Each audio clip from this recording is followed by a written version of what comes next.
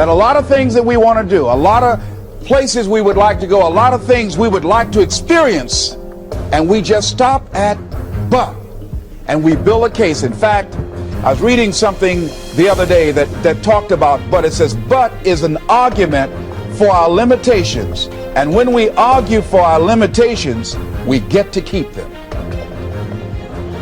See, but will cause you to procrastinate, but will cause you to hide out behind fear, but will cause you to come up with all type of excuses that you can validate your inaction and not acting on your dream. And right now, more than ever, people need to look for ways to live their dream. People need to look for ways to make it on their own. There is no such thing as job security. There's no such thing as a storm-proof or tragic-proof life. There are no guarantees today, ladies and gentlemen. The illusion is gone. There was a time when we graduated from high school, you were told, go to college and get out, and you go and work for a corporation for 30 or 40 years. They'll give you a gold watch and you'll retire. Special announcement, that day is gone. That day is gone, never to return again.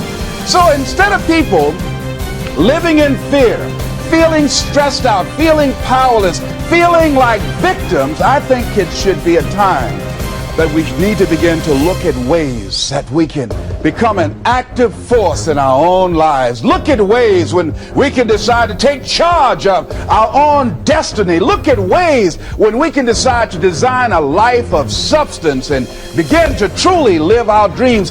And it's time for people to decide, I'm ready to get on with my life. Shake somebody's hand on your right and left. A guy named Bob May said, don't let nobody turn you around. Do that right quick.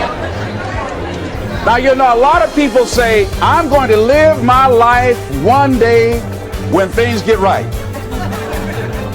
When I get all my bills paid. When I get my feet on the ground. I say, what have you been walking on?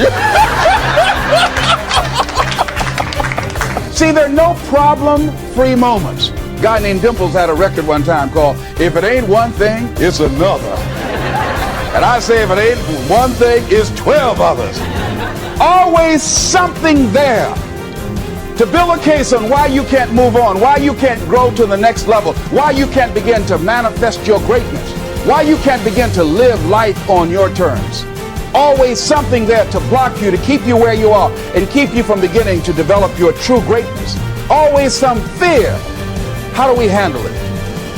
And I'm saying that if you've been hiding out behind but, if you've been using the fact that you don't have enough money or you don't have the education, take it head on. Don't get the education.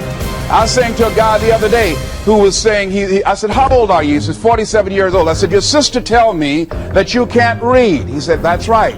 I said, why? Well, you know, I didn't go to school.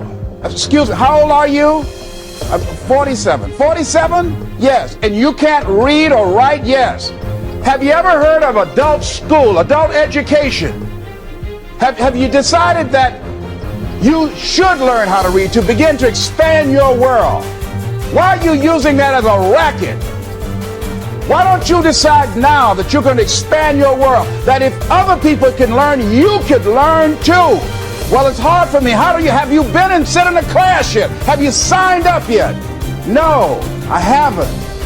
See, a lot of people say no, ladies and gentlemen, to things, and they don't even know what they're saying no to. They haven't even challenged themselves. He hasn't even gone to sit into a class and say, teach me how to read. Instead, it's been easier for him to go through life, he thinks, trying to play a whole con game, pretending he knows how to do something that he doesn't know how to do. And you know what? Most of us go through life like that. Most of us go through life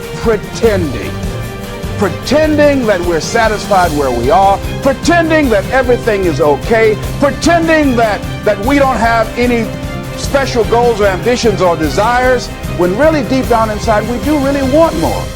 But if you look at our behavior, if you judge based upon what we do, that really will tell you some true stories about people, because you have to judge a tree by the fruit it bears, not the fruit that it talks about. See, a lot of people pretend that they want more out of life, but all you have to do is watch their actions. That will tell you something. So I used to pretend that I wanted to lose weight, but how could you tell I was pretending? Watch me when I have a piece of sweet potato pie. Let me get within walking distance of some peanuts, some potato chips. See, I was pretending that I really wanted to lose weight. No, you just watch what I eat. I tell you what I'm seriously committed to. People tell you, oh yeah, one day I want to have a restaurant. See, they're pretending they want to go into business for themselves. They're not serious. How can you tell, Les? Watch their actions. Watch what they're doing. The proof is in the pudding. So if you want to do something, if you thought about something you want to do, take it head on.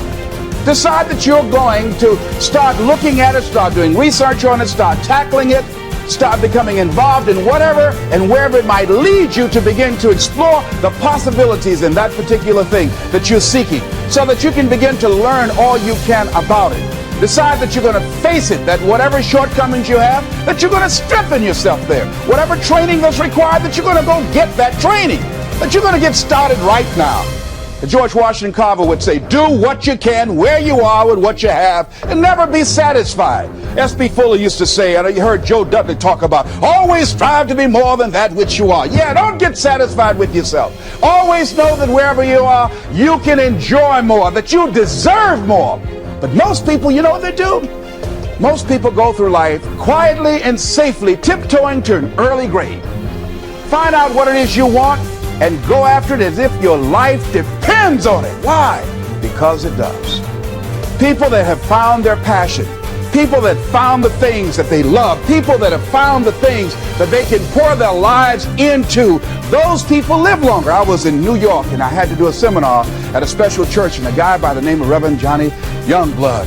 And I said, how is it that you were able to build this big housing facility and got all of the various community and religious groups together to have this dwelling for 2,000 residents that were once homeless? How were you able to take on this responsibility? Wasn't it overwhelming? He said, the kind of work I do, he said, it's in me. I've got to live what's in me. And I think that's everybody's desire in life. You've got to live what's in you. Life is just too short and unpredictable. But what do we say? But there'll always be tomorrow. Oh no. There's no guarantees you're going to show up tomorrow. There are a lot of people who were here yesterday that they're not here today. There are a lot of opportunities that were around yesterday. They're not here today. Oh, you can wait, but you know what Abraham Lincoln said? Well, good things might come to those who wait, but only the things that have been left over by those who hustle.